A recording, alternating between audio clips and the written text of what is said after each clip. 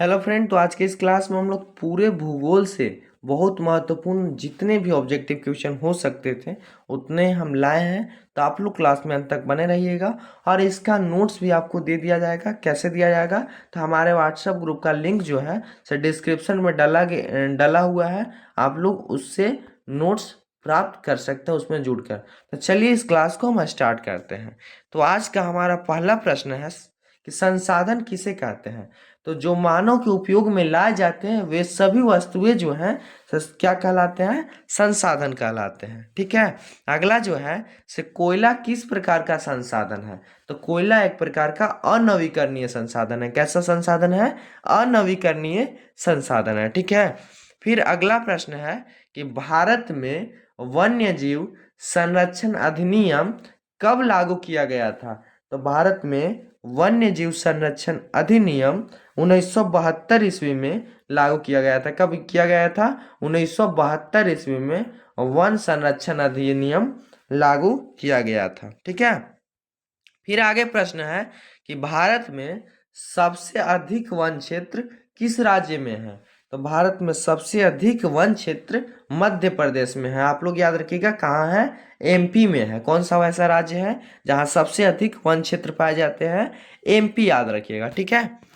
फिर आगे है कि वनों की कटाई का प्रमुख कारण क्या है? तो वनों की कटाई का प्रमुख कारण है शहरीकरण, कृषि विस्तार, औद्योगिकरण और बोल सकते हैं सबसे मुख्य कारण जो लगभग हर एक चीज का कारण होता है, बढ़ती जनसंख्या। ठीक है। तो वनों की कटाई का प्रमुख ये सब कारण है। आपसे सब्जेक्टिव में पूछे, ऑब्जेक्टिव में पूछे, ऑप्शन दे दिया रहेगा ऑब्जेक्टिव में, आप मार सकते हैं। या सब्जेक्टिव में पूछे तो आप चार ठो लिख दीजिएगा, शहरीकरण, कृषि विस्तार, औद्योगिकरण, बढ़ती जनसंख्या, सब वनों की कटाई के कुछ प्रमुख कारण दिए गए हैं। ठीक है।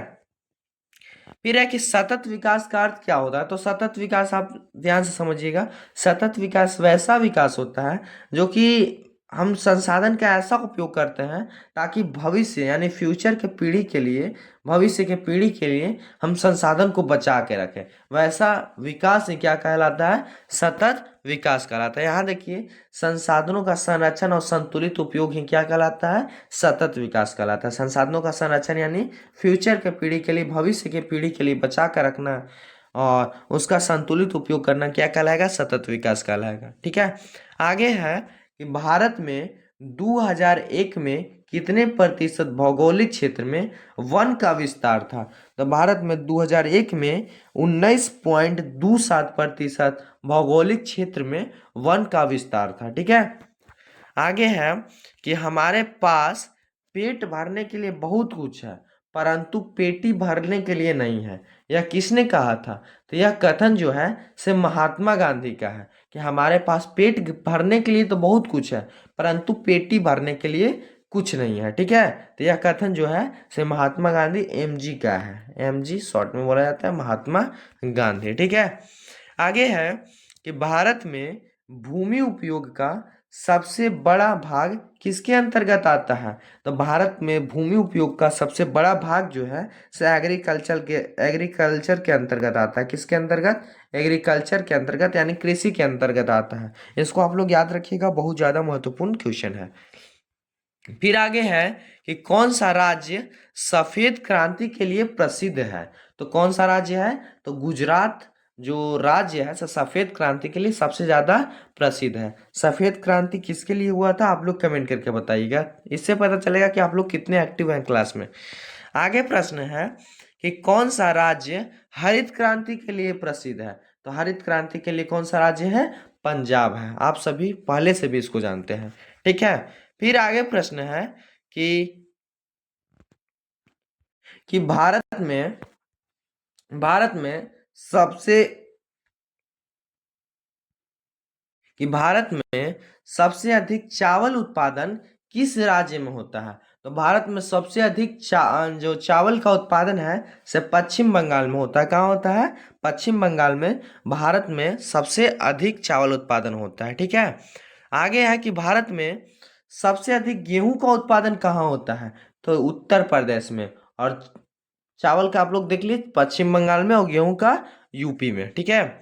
आगे है कि भारत में सबसे अधिक कपास का उत्पादन किस राज्य में होता है?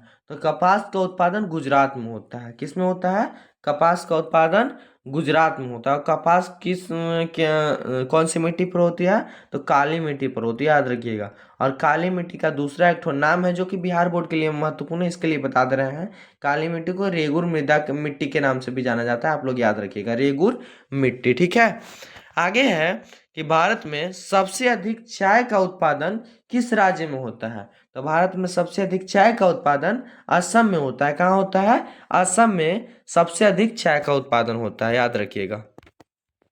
अगला है कि भारत में सबसे अधिक कॉफी का उत्पादन कहाँ होता है?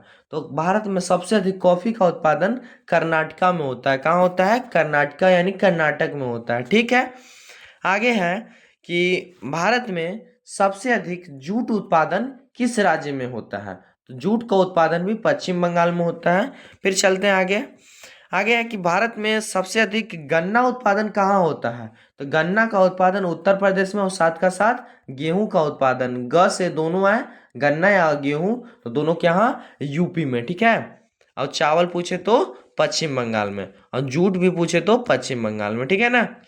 आगे चलते हैं। तो आगे है कि भारत में सबसे अधिक तिलहन उत्पादन, तिल वगैरह का उत्पादन कहाँ होता है? तो एमपी में होता है। एमपी में ही सबसे अधिक वन क्षेत्र है। ठीक है, याद रखिएगा। आगे है कि भारत में सबसे अधिक मछली उत्पादन किस राज्य में होता है?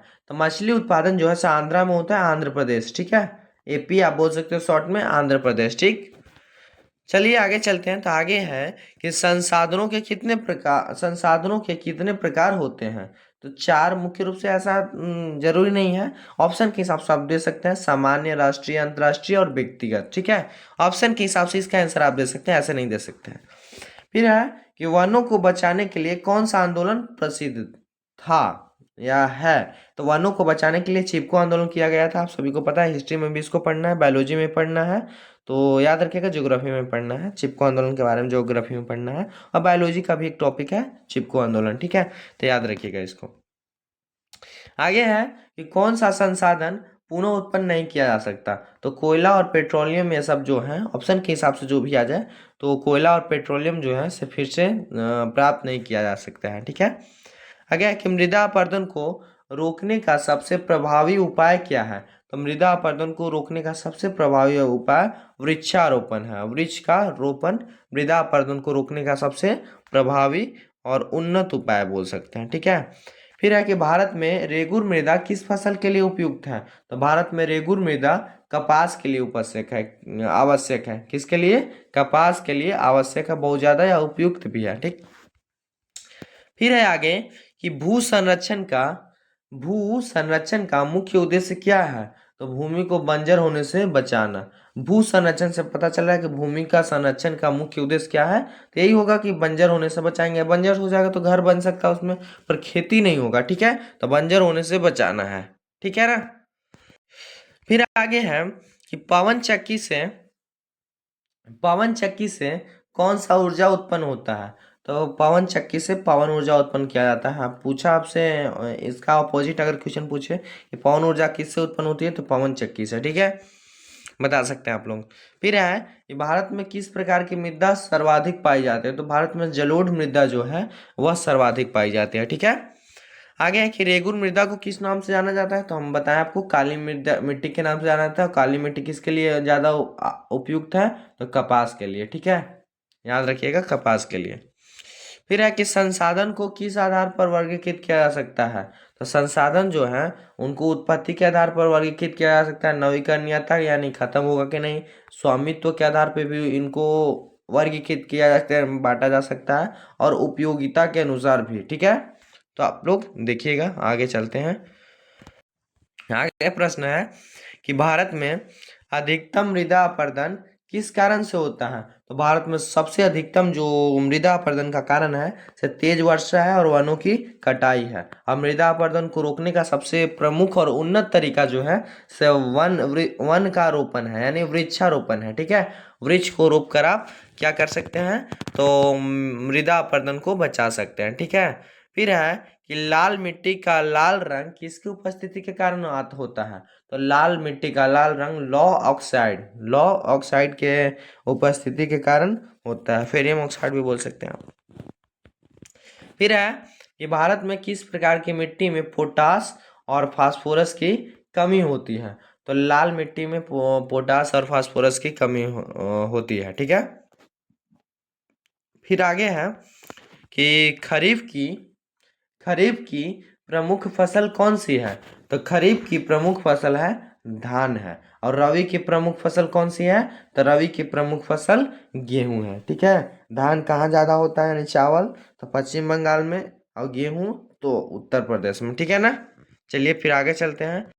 आगे है कि भारत में सबसे अधिक जलोढ़ मिट्टी किस क्षेत्र में पाई जाती है? तो भारत में सबसे अधिक जलोढ़ मिट्टी गंगा ब्रह्मपुत्र मैदान के इलाके में पाई जाती है, याद रखिएगा। फिर है कि भारत में अगला है कि भारत में सर्वाधिक उपजाऊ मिट्टी कौन सी है? तो सर्वाधिक उपजाऊ मिट्टी भी जलोढ़ मिट्टी है और सबसे ज्यादा पाए जाने वाली मिट्टी भी जलोढ़ मिट्टी है। ठीक है। फिर है कि कौन सा राज्य नीली क्रांति से संबंधित है? तो नीली क्रांति से संबंधित आपका आंध्र प्रदेश है। ठीक है। आगे है कि खेतों की मिट्टी को बचाने के लिए कौन सा उपाय प्रभावी है? तो कंटूर जुताई। ठीक है। कंटूर जुताई के बारे में आप लोग सर्च कर लीजिएगा। आगे है कि भारत में जल संसाधनों का प्रमुख स्रोत कौन सा है? तो भारत में जल संसाधनों का प्रमुख स्रोत वर्षा है। क्या है? वर्षा भारत में जल संसाधनों का एक प्रमुख स्रोत है। ठीक है। फिर है कि भारत में औसत वार्षिक वर्षा कितनी होती है? तो 118 सेंटीमीटर। ठीक। अगला है कि भारत में सबसे अधिक जो वर्षा है कहाँ होती है? तो मासिन राम में होती है। कहाँ होती है? मासिन राम में होती है। मासिन राम मेघालय में है। आगे है कि जल संसाधन को मुख्य रूप से कितने भागों में बांटा गया है? तो दो भागों में बांटा गया है। एक तो सतही जल जो है और दूसरा भूमिगत जल है। ठीक है। फिर आगे है कि भारत में जल संकट के मुख्य कारण क्या है? तो जल का अतिदोहन और जल का प्रदूषण जल संकट के मुख्य कारण है। कहाँ पर? तो भारत में। ठीक है। आगे फिर है कि भारत में सबसे लंबी नदी कौन सी है? तो भारत में सबसे लंबी नदी आपका गंगा है। कौन है? गंगा। ठीक है। गंगा याद रखिएगा। आगे है कि पानी की बचत करने के लिए कौन सा तरीका सबसे प्रभावी है? तो वर्षा जल संचयन सबसे ज्यादा प्रभावी तरीका है। वर्षा जल संचयन पानी की बचत करने के लिए। फिर है कि बांधों को किस नाम से जाना जाता है? तो बांधों को बहुउद्देशीय परियोजना के नाम से जाना जाता है। इसका काम जो है एक ठो होता है, पर इसका उद्देश्य बहुत सारा काम करने का काम करता है। एक ही ठो काम में बहुत सारा हो जाता है, बिजली उत्पादन वगैरह, खेती को सींचना वगैरह। फिर है कि कौन सी नदी भारत में सबसे अधिक जल लेकर बहती है? तो भारत में सबसे अधिक जल लेकर ब्रह्मपुत्र बहती है। कौन सा? ब्रह्मपुत्र। ठीक है। फिर आगे प्रश्न है कि कौन सी नदी को बिहार का शोक कहा जाता है? बिहार के शोक के नाम से किस नदी को जाना जाता है? तो यह महत्वपूर्ण क्वेश्चन है, वैसे बहुत बार पूछा हुआ भी है, पूछ सकता है, याद रखिएगा। कोसी नदी को बिहार का शोक नदी कहा जाता है। क्या कहा जाता है? बिहार का शोक नदी कोसी नदी को कहा जाता है। ठीक है। फिर आगे है कि हीराकुंड बांध किस नदी पर बना है? तो हीराकुंड बांध जो है सो महानदी के ऊपर बना हुआ है। ठीक है। आगे है कि सतलुज नदी यानी सतलज होता है, सतलज नदी पर कौन सा प्रमुख बांध स्थित है? तो भाखड़ा नांगल बांध जो है सतलज नदी पर स्थित है। याद रखिएगा, ऑपोजिट क्वेश्चन भी पूछ सकता है। ठीक है। आगे है कि दामोदर नदी पर कौन सी बहुउद्देशीय परियोजना स्थित है? तो दामोदर नदी पर दामोदर घाटी निगम दामोदर घाटी परियोजना उपस्थित है यानी स्थित है। ठीक है। आगे है कि भारत में सबसे ऊंचा बांध कौन सा है? तो तेजू बांध। कहाँ? अरुणाचल प्रदेश में। ठीक। आगे फिर है कि राजस्थान में पानी के संग्रहण के लिए कौन सा पारंपरिक तरीका अपनाया जाता है? तो राजस्थान में पानी के संग्रहण के लिए टांका प्रणाली अपनाई जाती है। टांका प्रणाली भी आप लोग देख सकते हैं। ठीक है। बोलिएगा तो इसके लिए प्रॉपर वीडियो बना दूंगा। आगे है कि पानी के अति दोहन से कौन सी समस्या उत्पन्न हो सकती है? तो भूजल स्तर में गिरावट। आज के टाइम में हाईएस्टली जगह जो भूजल स्तर जो है बहुत ज़्यादा नीचे चल गया है। पानी निकालने के लिए बोरिंग बहुत ज़्यादा करने पड़ता है। फिर है कि पानी के संरक्षण का सबसे अच्छा तरीका कौन सा है? तो पानी के संरक्षण का सबसे अच्छा तरीका पानी का पुनः उपयोग और वर्षा जल का संचयन है। ठीक है, आगे फिर है कि भारत में पहली नदी घाटी परियोजना कौन सी थी? तो दामोदर घाटी परियोजना। दामोदर नदी घाटी परियोजना भारत में सबसे पहली नदी घाटी परियोजना थी। ठीक है, फिर अगला प्रश्न है कि झीलों से क्या लाभ होता है? तो झीलों से जल संग्रहण, सिंचाई, मत्स्य पालन, पर्यटन, यह सब लाभ होता है। किससे? झीलों से होता है। फिर आगे है और लास्ट प्रश्न है कि नदी जोड़ परियोजना का मुख्य उद्देश्य क्या है? तो बाढ़ और सूखे की समस्या को दूर करना। ठीक है, तो आपका पूरे भूगोल का जो क्वेश्चन है से हम लगभग 15 मिनट में क्लियर कर दिए। अगर आप लोग इसका नोट्स लेना चाहेंगे तो हमारे व्हाट्सएप ग्रुप में जुड़ जाइएगा, जिसका लिंक डिस्क्रिप्शन में दिया गया है। और अगर वीडियो थोड़ा सा भी अच्छा लगा होगा तो आप ज़रूर अपने दोस्तों तक शेयर कर दीजिएगा, और इसके बदले कुछ नहीं। और इससे पहले वाले जब सब्जेक्टिव ऑब्जेक्टिव का क्वेश्चन नहीं देखे हैं क्लास, तो आप लोग देख सकते हैं। तो चलिए इस क्लास को हम यहीं पर बंद करते हैं।